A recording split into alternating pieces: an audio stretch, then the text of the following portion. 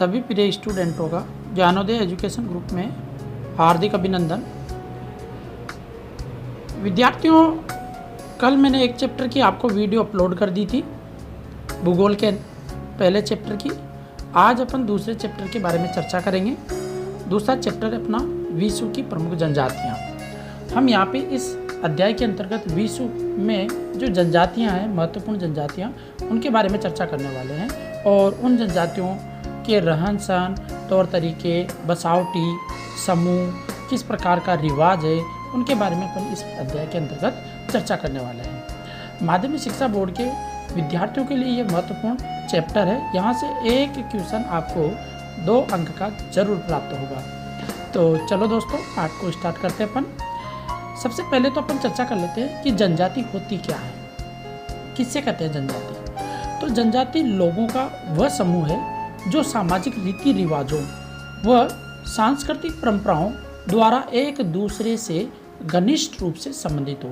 कहने का मतलब यही है कि जनजाति लोगों का वह समूह है जो सामाजिक रीति रिवाजों और सांस्कृतिक जो अपनी परंपराएं हैं उनमें मेल मिलाप हो, तो ऐसे समूह को ही हम जनजाति कहते हैं। अब यहाँ पे सबसे पहले भूगोल वेता के अनुसार परिभाषाओं के बारे में चर्चा अपन कर लेते हैं। तो सबसे पहले अपन चर्चा कर रहे हैं क्रोबर के अनुसार। ये विश्व के भूगोल वेता थे जिन्होंने जनजातियों का अध्ययन किया था और इनके अनुसार जनजाति की क्या परिभाषा है देखिए। जनजाति एक प्राणी शास्त्रीय अवधारणा है। प्राणी शास्त्रीय अवधारणा है। देखिए यहाँ पे आपको मैंने क्या कहा, प्राणी शास्त्रीय अवधारणा है जिसमें शारीरिक लक्षणों, रंग, रूप, आकार के आधार पर एक विशिष्ट मानव समूह को प्रजाति माना है। ये शारीरिक लक्षण उन मानव समूह में वंशानुक्रम द्वारा पीढ़ी दर पीढ़ी स्थानांतरित होते हैं। यहाँ पे देखिएगा, क्रोबर ने ये कहा था कि प्राणी एक शास्त्रीय अवधारणा है जिसमें उसके शारीरिक लक्षणों, रंग, रूप व आकार, किसी का आकार बड़ा हो सकता है, किसी का आकार छोटा हो सकता है, किसी का रंग गोरा हो सकता है, किसी का रंग काला हो सकता है, अपने को विश्व के अंतर्गत देखने को भी मिलेगा। अफ्रीका महाद्वीप में रहने वाले व्यक्तियों का या वहाँ की जो जनजातियाँ हैं उन जनजातियों के व्यक्तियों का कलर हल्का डार्क होता है, जबकि हम ठंडे प्रदेशों की जनजातियों के बारे में चर्चा करेंगे तो वहाँ के व्यक्तियों का रंग गोरा होता है। इसी प्रकार से आकार और उनके लक्षण भी भिन्न भिन्न होते हैं और इस तरह से उनको प्रजाति माना जाता है। और शारीरिक लक्षण उन मानव समूह के वंशानुक्रम पीढ़ी दर पीढ़ी स्थानांतरित होते हैं। कहने का मतलब जो उनके शारीरिक लक्षण हैं वो एक पीढ़ी से दूसरी पीढ़ी में ट्रांसफ़र होते हैं। जैसे अपन यहाँ पर अगर भारत में ही बात करें तो भारत के व्यक्तियों का रंग रूप जो अपने को देखने को मिलता है वो पीढ़ी दर पीढ़ी एक जैसा है, अपने को सामान्य रूप से देखने को मिल जाता है। अब आगे देखिए विद्यार्थियों, जनजाति लोगों को पृथ्वी के मूल निवासी भी कहते हैं। जनजाति लोगों को पृथ्वी के मूल निवासी भी कहते हैं। जो जनजातियां हैं इन्हें पृथ्वी के मूल निवासी की श्रेणी दी गई है, जिन्हें चतुर्थ विश्व की संज्ञा दी गई है। जनजातियों की कुल संख्या 26 करोड़। ध्यान रहे, जनजातियों की कुल संख्या कितनी है? 26 करोड़, जो विश्व की कुल जनसंख्या का 4% जनजातियां हैं। तो ये भी अपने को ध्यान रखना है। विश्व में सर्वाधिक जनजातियां अफ्रीका महाद्वीप में पाई जाती है। अफ्रीका के बाद भारत में सर्वाधिक जनजातियां पाई जाती है। तो अपने को 2 महत्वपूर्ण बातें याद रखनी है। सर्वाधिक जनजातियां कहाँ पाई जाती है? अफ्रीका महाद्वीप में। और अफ्रीका के बाद में सर्वाधिक जनजातियां कहाँ पाई जाती है? भारत के अंतर्गत अर्थात एशिया महाद्वीप में। तो ये अपने को ध्यान रखना है। तो अब आगे अपन चर्चा करते हैं प्रजाति शब्द का सर्वप्रथम प्रयोग जो हुआ है उसके बारे में अपन चर्चा करें। तो देखिए सब विद्यार्थियों, आपको मैं यहाँ से बताऊं कि प्रजाति जो शब्द है, इस शब्द का सर्वप्रथम प्रयोग J.F. ब्लूमैन बेच ने 1775 में मानव जाति को 5 भागों में विभाजित करने के लिए किया था। जो प्रजाति शब्द का उपयोग है ना, ये भूगोल वेता J.F. ब्लू मैन बेच ने 1775 में मानव जातियों को 5 भागों में डिवाइडेशन करने के लिए किया था। विश्व की प्रजातियों का सबसे पहले वर्गीकरण, यहाँ से याद रखना ये क्वेश्चन अक्सर आपसे पूछा जाएगा, कार्ल लिनियस ने किया था। विश्व की प्रजातियों का सबसे पहले वर्गीकरण किसने किया था? कार्ल लिनियस ने।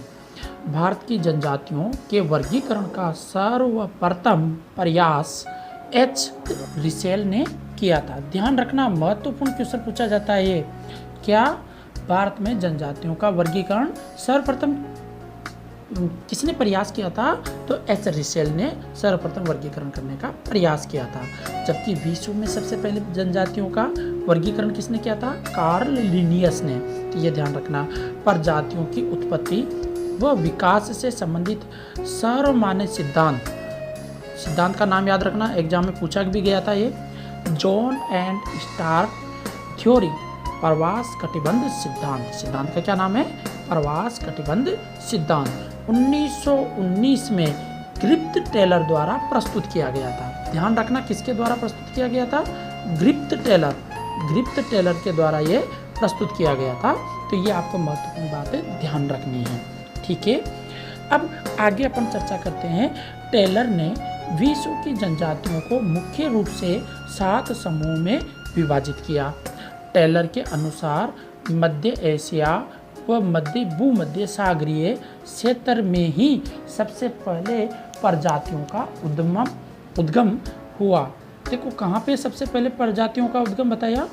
एशिया महाद्वीप में और भूमध्य सागरीय महाद्वीपों में ही जनजातियों का उद्गम बताया, क्योंकि इस क्षेत्र की जलवायु मानव विकास के लिए उपयुक्त अनुकूल थी। मध्य एशिया को मानव सभ्यता का पालना भी कहा जाता है। पालने का मतलब ये होता है, जो छोटा शिशु होता है ना, जिसको अपन पालते हैं, तो उसको सुलाते हैं, उसके लिए भौतिक स्थिति पैदा करते हैं। उसी प्रकार से एशिया के अंतर्गत मानव सभ्यता के जन्म होने के लिए क्या कहा जाता है? पालना कहा जाता है, कि एक इस तरह से यहाँ पे अनुकूल व्यवस्था है। अब हम आगे चर्चा करते हैं। विश्व के अंतर्गत जो जनजातियों का त्वचा के रंग के आकार पर जो 3 समूह बनाए गए हैं, उन समूहों के बारे में भी अपन यहाँ पे चर्चा कर लेते हैं। जिनमें से देखिएगा, महत्वपूर्ण जो त्वचा के रंग के आधार पर जो समूह बनाए हैं, उनकी अपन चर्चा कर रहे हैं। देखिए, जनजातियों में सबसे पहला है निग्रोइड। ये जनजाति है जिसका रंग काला है। ध्यान रखना, निग्रोइड जनजाति का रंग कैसा है? काला है। और ये कहाँ पाई जाती है? अफ्रीका में पाई जाती है। कहाँ पाई जाती है? अफ्रीका में। तो ये भी अपने को ध्यान रखना है। और उप जनजाति, जो कहने का मतलब उप जनजाति है, वह है पिग्मी और बुशमैन। इनकी उप जनजाति कौन सी है?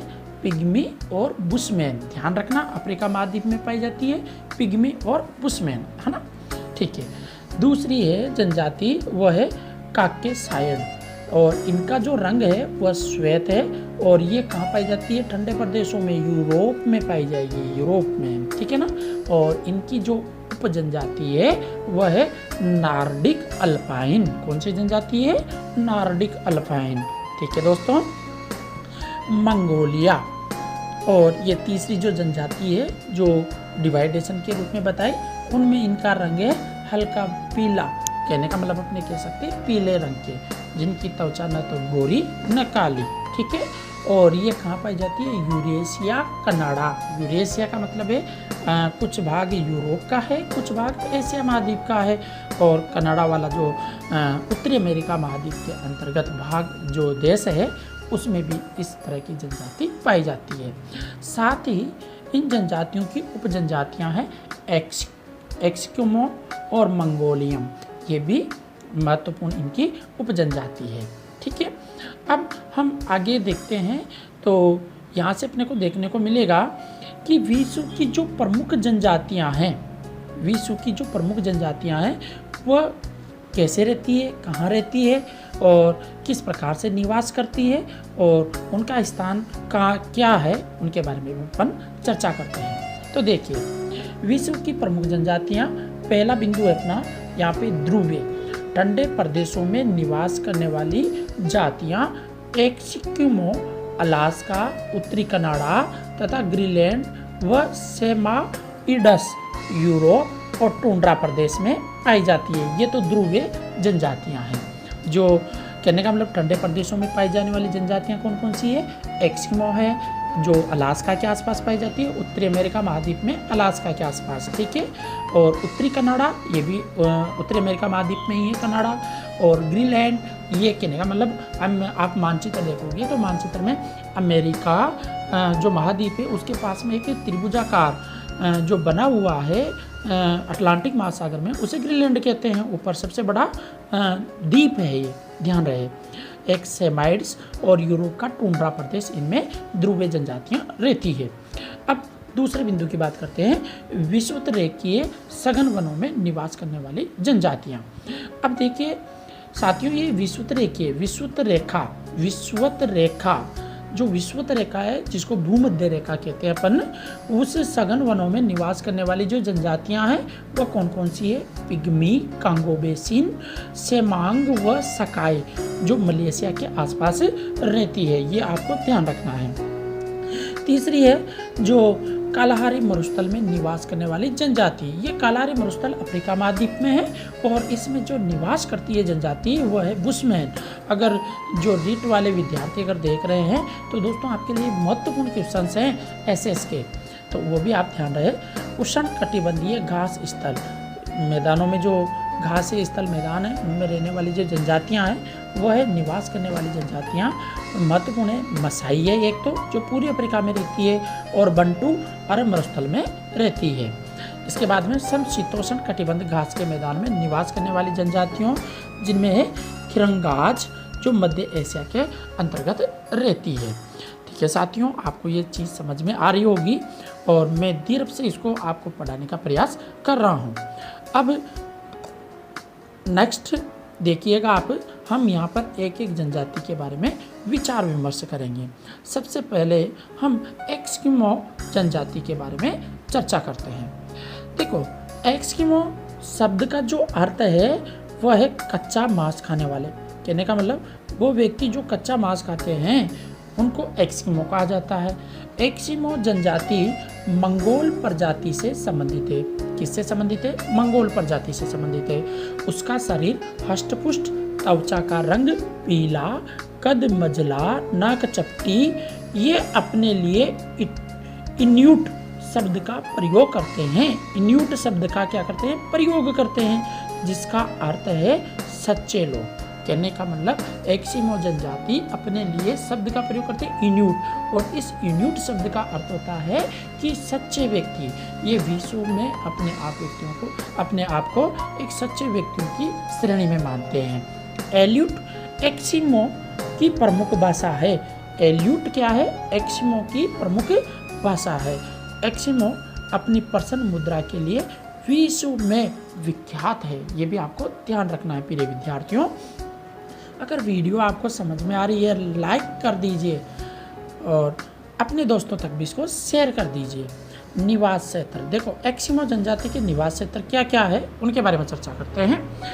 एस्किमो जनजाति अलास्का, उत्तरी कनाडा, ग्रीनलैंड एस्किमो लोगों का मुख्य निवास क्षेत्र है। इनकी कुल जनसंख्या 10,000 है। इनका निवास क्षेत्र कठोर जलवायु क्षेत्र है। कहने का मतलब कठोर जलवायु क्षेत्र में रहते हैं, जहां वार्षिक तापमान 0 डिग्री से लेकर से नीचे और शीत ऋतु बहुत लंबी 6 माह, वनस्पति का अभाव, वर्षा हिम के रूप में होती है। कहने का मतलब जहाँ एस्किमो जनजाति रहती है ना, वहाँ वर्षा भी बहुत कम होती है, पानी के रूप में नहीं होती, वो भी किसके रूप में होती है? हिम के रूप में। और तापमान है 0 डिग्री से नीचे रहता है, ठीक है ना। और देखिएगा इनका जो निवास क्षेत्र है वो अलास्का है, वहाँ तो बर्फ गिरती है। उत्तरी अमेरिका महाद्वीप में उत्तरी कनाडा व ग्रीनलैंड एस्किमो लोगों का मुख्य निवास स्थान है। तो ये आप मानचित्र में भी देख सकते हो। अब आगे देखिएगा, आर्थिक क्रियाकलाप इनके क्या हैं? ये सबसे ज़्यादा शिकार करते हैं, अर्थात आर्केड खेलते हैं। मछली पकड़ना, खाद्य संग्रहण एस्किमो लोगों की आजीविका का मुख्य आधार है। ये अपने को ध्यान रखना है, ठीक है साथियों। अब आगे देखिएगा, ये आर्केड किन किन गतिविधियों के आधार पर खेलते हैं, अर्थात इनमें आर्केड भी दो प्रकार के प्रचलित हैं। कौन कौन से देखिए, एक तो है शीतकालीन आर्केड, और शीतकालीन आर्केड को भी ये दो विधियों से करते हैं। एक तो मकाऊ विधि है इनकी, और माऊ पाक विधि है, और एक है इतुर पाक विधि। ये दो विधियां हैं। एस्किमो जनजाति जो आर्केड खेलती है, उन आर्केड खेलने के लिए इन दो विधियों का उपयोग करते हैं। और दूसरी है जो प्रचलित विधि है इनकी, वह है बसंतकालीन आर्केड, जो उत्तोक विधि द्वारा खेला जाता है। उत्तोक विधि द्वारा खेला जाता है। अब सबसे पहले हम पहली विधि की चर्चा करेंगे, माऊ पाक। माऊ पाक शब्द का जो शाब्दिक अर्थ है वो है प्रतीक्षा करना। कहने का मतलब ये अपने शिकारी की प्रतीक्षा करते हैं। भाई शिकारी आएगा, फिर ये उसके ऊपर अटैक करते हैं, या जाल बिछाकर ये आराम से उसका इंतजार करते हैं। प्रतीक्षा करना। इस विधि में हारपून की सहायता से, हारपून ये एक नुकीला ऐसा होता है जो अपन ये कह सकते हैं बांस के ऊपर तीखा लोहे का ये लगा होता है, जिससे ये क्या करते हैं, मछलियों का शिकार करते हैं। और सील मछली बर्फ में बने छिद्रों में सांस लेने आती है, तब ये शिकार करते हैं। जैसे वो सांस लेने आती है, उस हारपून की देकर ये मछली को घायल कर देते हैं। ठीक है। दूसरी विधि है इनकी इतुर पाक। इतुर पाक विधि में दो छिद्र बनाकर सील मछली का हारपून की सहायता से शिकार करते हैं। कहने का मतलब हारपून की सहायता से, जो इनका हथियार होता है ना हारपून, उसकी सहायता से क्या करते हैं, दो छिद्र वाली लकड़ी में उसको फंसाकर हारपून की सहायता से शिकार करते हैं। सील मछली का एस्किमो लोगों में बहुत अधिक महत्व है, क्योंकि सील मछली से मांस, चर्बी से रोशनी, त्वचा से कपड़ा व तंबू बनाया जाता है। इसलिए इनका सील मछली का ये सर्वाधिक मात्रा में शिकार करते हैं। कौन सी जनजाति के व्यक्ति? एस्किमो जनजाति के व्यक्ति। ठीक है। अब हम आगे दूसरे आर्केड की चर्चा करते हैं, बसंतकालीन आर्केड। तो बसंतकालीन आर्केड के बारे में आप समझिएगा। यह आर्केड उत्तोक विधि द्वारा किया जाता है, जिसमें शिकारी कुत्तों की सहायता से सील मछली का शिकार करते हैं। परिवहन के लिए चमड़े से बना नाव का प्रयोग करते हैं, और एस्किमो लोग में रेडियर संपत्ति व सामाजिक स्तर का निर्धारण करता है।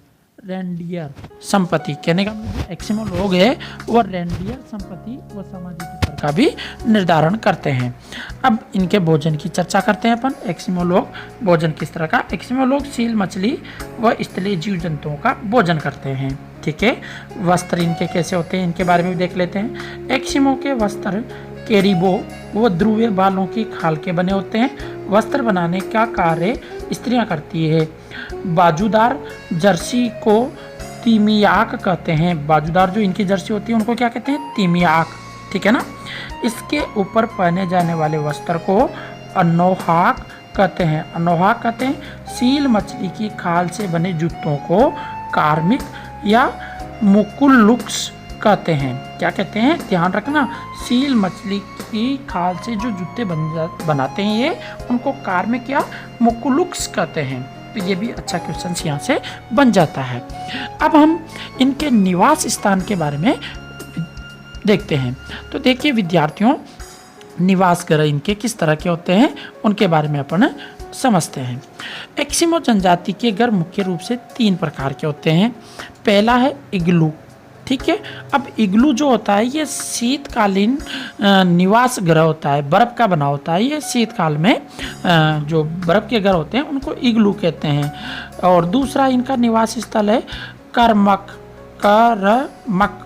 यह व्हेल मछली की हड्डियों से बनाया जाता है। जो तंबू बनाते हैं ना अपन, उस तरह का ये एक तंबू टाइप में होता है करमक।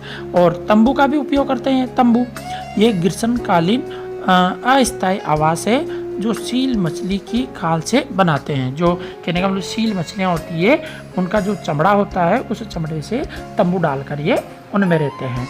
अब इनके यंत्र और उपकरणों के बारे में भी अपन देखते हैं, भाई कौन कौन से यंत्रों का और कौन कौन से उपकरणों का ये प्रयोग करते हैं। तो यहाँ पे देखिएगा, सबसे पहला है कयाक व उमियाक। ये दो एंतर है इनके, ठीक है ना।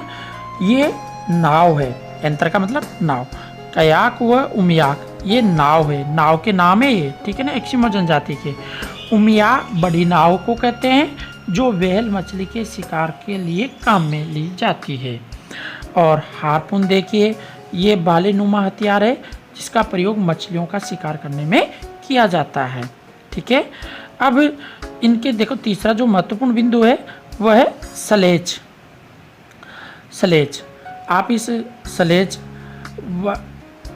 वालरस मछली की हड्डियों से बनी बर्फ पर चलने वाली बिना पहियों की गाड़ी को जो रेंडियर खींचते हैं उसे स्लेज कहते हैं। कहने का मतलब बर्फ में चलने वाली जो गाड़ी होती है एस्किमो जनजाति की, उसे स्लेज कहते हैं। और इनको कौन खींचते हैं? रेंडियर कुत्ते, जो कहने का मतलब इनके पालतू जानवरों की श्रेणी में आते हैं। अब हम आगे चर्चा करते हैं समाज व संस्कृति की। तो देखते हैं समाज व संस्कृति के बारे में। एस्किमो लोगों का समाज पितृ प्रधान है जो छोटे समूह में घूमकर जीवन व्यतीत करते हैं। इनमें बहुपत्नी प्रथा प्रचलित है, जादू टोने में विश्वास करते हैं। बुढ़े व असहाय व्यक्तियों भोजन की कमी के कारण आत्महत्या कर लेते हैं, क्योंकि जैसे इनको भोजन प्राप्त होने की कमी लगती है तो जो बूढ़े व्यक्ति होते हैं वो और असहाय हो जाते हैं, जिनसे शिकार नहीं हो पाता है, वो व्यक्ति क्या कर लेते हैं? आत्महत्या कर लेते हैं। वातावरण समायोजन, वातावरण में किस प्रकार से ये समायोजन करती है एस्किमो जनजाति, देखते हैं। एस्किमो लोगों ने अपने आप को कठोर जलवायु के अनुसार समायोजित कर लिया है। इनके निवास गृह इग्लू बर्फ के बने होते हैं। सूरज की तेज रोशनी से बचने के लिए आँख कवच का उपयोग करते हैं। कहने का मतलब ये कवच के रूप में भी उपयोग करते हैं, जो सूरज की जो तेज रोशनी पड़ती है उससे बचने के लिए। और इग्लू इनके बर्फ के घर होते हैं, तो ये भी अपने को ध्यान रखना है। अब इसके बाद में देखिए विद्यार्थियों, हम इसके नेक्स्ट टॉपिक की एस्किमो जनजाति के टॉपिक की चर्चा करते हैं। वह है देखिए आधुनिक संस्कृति से संपर्क, अर्थात इनका आधुनिक संस्कृति से किस प्रकार से संपर्क बना हुआ है। देखिए, एकाकी जीवन व्यतीत करने वाले एस्किमो लोगों का 1960 के पश्चात यूरोपीय अमेरिकी लोगों में से संपर्क होने से पारंपरिक वातावरण का रूपांतरण तीव्र गति से होने लगा। अब ये लोग परिवहन साधनों के रूप में मोटर चालित नाव या स्कूटर, स्नूम का प्रयोग करते हैं। मौन व्यापार की जगह नगद मुद्रा का व्यापार चलन बढ़ा है, अर्थात ये व्यापारिक हिस्सों में भी भाग लेते हैं, जिससे उनके रहन सहन पहनावे में बदलाव आया है। अमेरिकी सरकार द्वारा स्वास्थ्य सेवाएं सुविधाएं उपलब्ध कराने के कारण कनाडा, अलास्का में इनकी संख्या निरंतर बढ़ती जा रही है। तो ये थी हमारे पास में एस्किमो जनजाति की एक महत्वपूर्ण जानकारी। अब मैं प्रिय विद्यार्थियों आपको दूसरी जनजाति के बारे में जानकारी दूं, उससे पहले मैं आपको एक बात बता दूं, अगर आपने मेरे वीडियो को लाइक नहीं किया है या चैनल को सब्सक्राइब नहीं किया है तो आप जल्दी से कर लीजिए। मैं आपके लिए रोज़ इसी तरह की क्लासें अपलोड करता रहूँगा। अब दोस्तों, बुशमैन जनजाति की चर्चा हम नेक्स्ट वीडियो के अंतर्गत करेंगे, क्योंकि वीडियो ज़्यादा लंबा नहीं होना चाहिए। ठीक है दोस्तों, धन्यवाद।